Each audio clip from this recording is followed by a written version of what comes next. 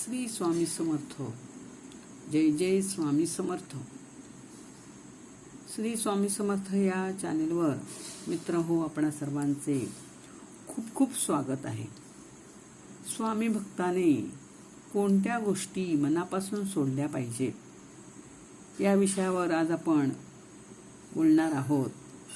स्वामींची आपण भक्ती करतो, पण अजूनही आपण काही गोष्टी सोडलेल्या नाहीत. असं जर तुम्हाला वाटत असेल तर हे प्रवचन शेवटपर्यंत नक्की ऐका. श्री स्वामी समर्थ या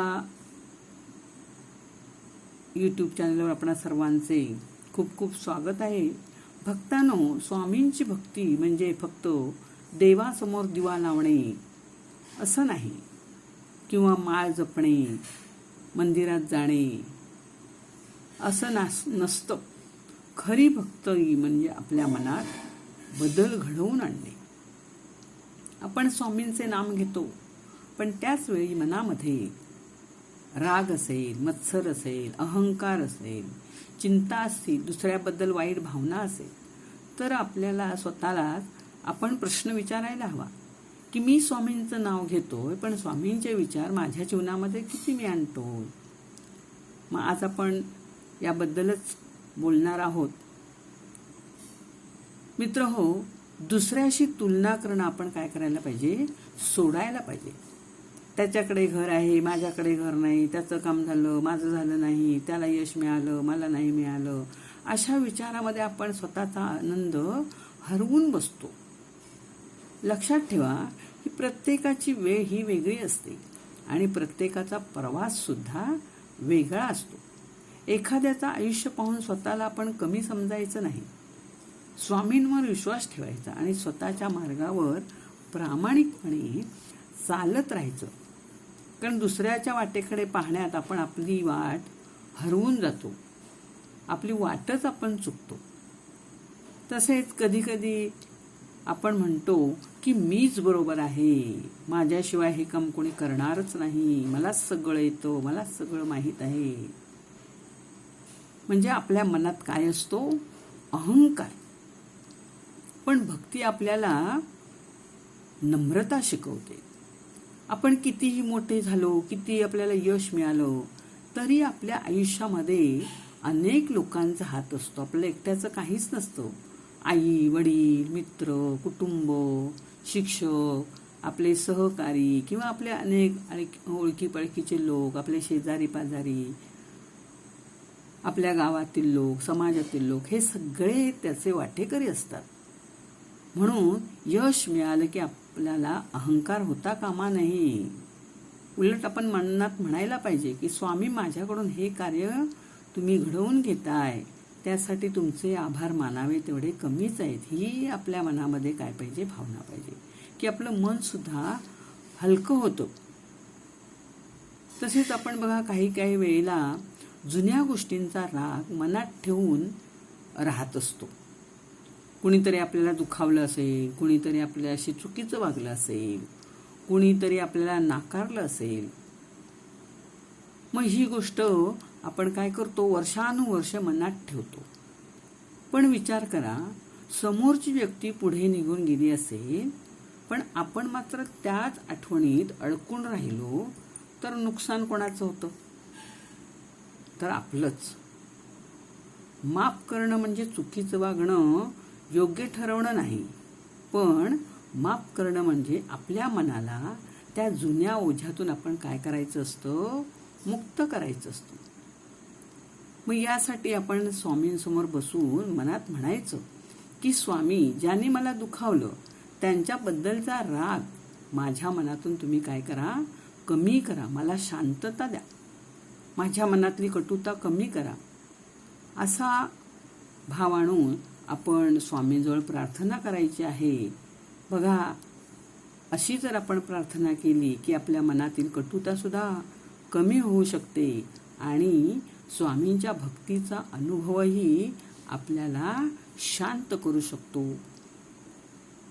त्याचप्रमाणे प्रत्येक गोष्टीची आपण चिंता करतो. काळजी करणं सोपं असतं, पण प्रत्येक गोष्टीची चिंता करत राहिल्याने आपल्याला काही ती समस्या असेल ती काही सुटत नाही. उद्याचं काय, परवाचं काय, पुढचं काय, मागचं काय, माझं कसं होईल, अशा प्रकारच्या चिंता आपल्या मनामध्ये असतात, प्रश्न आपल्या मनामध्ये असतात. मग आपल्या हातात काय आहे? तर आजचा आपला प्रयत्न आहे.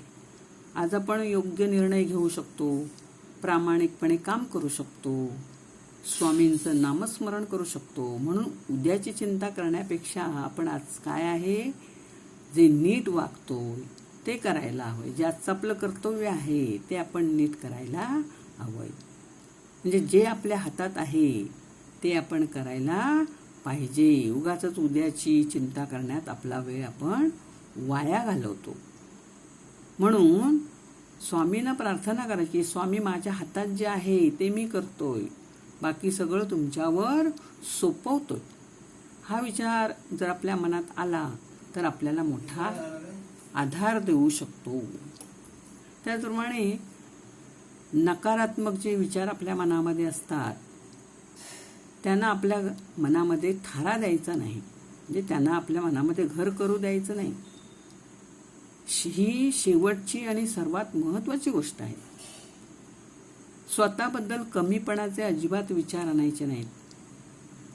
माझ्याने काहीच होणार नाही, माझं नशीब खराब आहे, माझं आयुष्य काही बदलणार नाही, असे कमजोर जे विचार असतात ते आपण मनात ठेवून असतो किंवा सतत मनात आपण घोळवत असतो.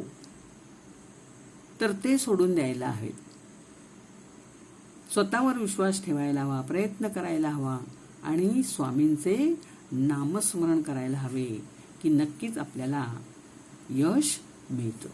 भक्तो, स्वामींच्या भक्तीत येताना आपण स्वामींकडे फक्त मागण्यासाठी जायचं नाही, तर कधी कधी स्वामींकडे जाऊन एवढंच म्हणायचं, स्वामी माझ्या आयुष्यातील चुकीच्या गोष्टी कमी करण्याची ताकद मला तुम्ही द्या.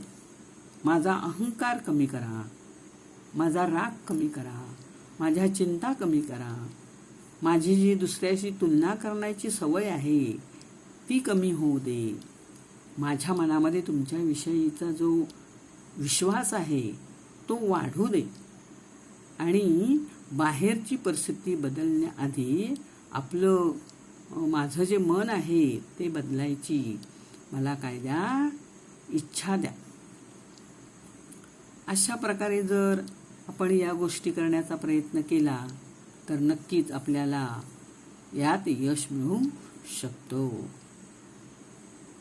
आणि स्वामींना मनापासून म्हणायचं की स्वामी आज माझ्या हातून कोणाचाही मन दुखू देऊ नका, माझ्या मनामध्ये कोणाबद्दल वाईट भावना राहू देऊ नका आणि माझा विश्वास तुमच्यावर कायम राहू दे. आणि मग स्वामींच्या चरणी मन ठेवा. प्रयत्नांची आपण काही साथ सोडायची नाही, आपला चांगुलपणा अजिबात आपण सोडायचा नाही. आणि अशा प्रकारे जर सतत आपण आपल्या कर्माशी आपण जर प्रामाणिक राहिलो आणि प्रामाणिकपणे आपण जर प्रयत्न करत राहिलो तर नक्कीच आपल्याला स्वामी साथ दिल्याशिवाय काही राहणार नाही. आणि स्वामी फक्त असे काही कंटाळून, वैतागून, तुलना करून मागे पडणार नाहीत, तर ते काय करतील, आपल्या मनाला खंबीर बनवतील. स्वामींचा विश्वास प्राप्त करण्यासाठी आपल्या श्रद्धेला तडा देऊ देणार नाही.